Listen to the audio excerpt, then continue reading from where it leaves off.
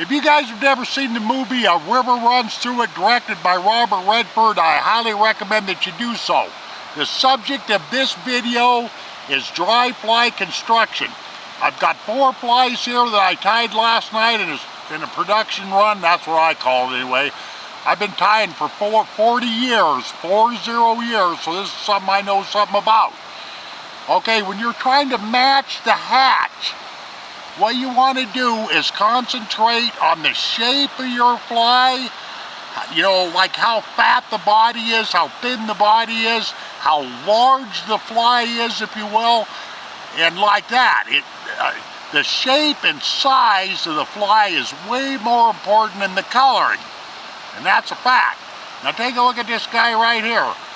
You see how I've got this body and it's not going down around the bend of the hook right here? You want to avoid that. These are tied up on a number 12 1X long shank hook. And the same way with this doggone head here. Don't crowd the head of the hook.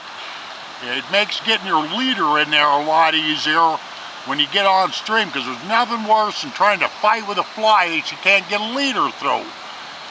And ladies and gentlemen, I submit this to you. There's no such a thing as a bad fly. I've tutored a lot of guys in my day, and they go, well, Jim, my fly doesn't look like yours. It doesn't really matter. What really matters is how well the fly is constructed, how tightly you've wrapped it, and like that.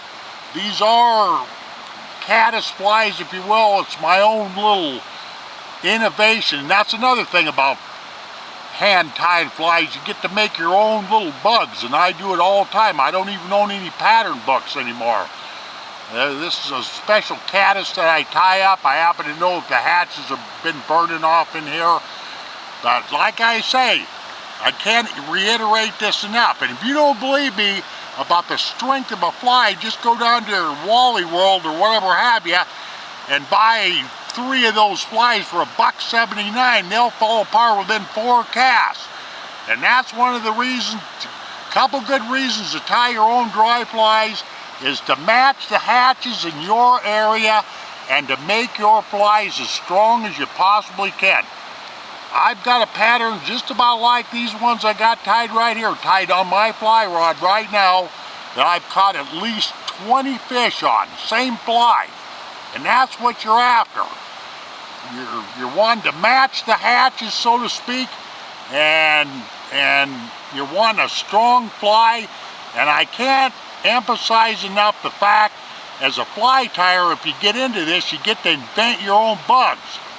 Like I say, I don't even own any pattern. Well, I probably didn't say it, but I don't even own any pattern books anymore. I gave them all away because I'm too busy creating my own bugs, so to speak. That's why us fly fishermen are a little on the buggy side.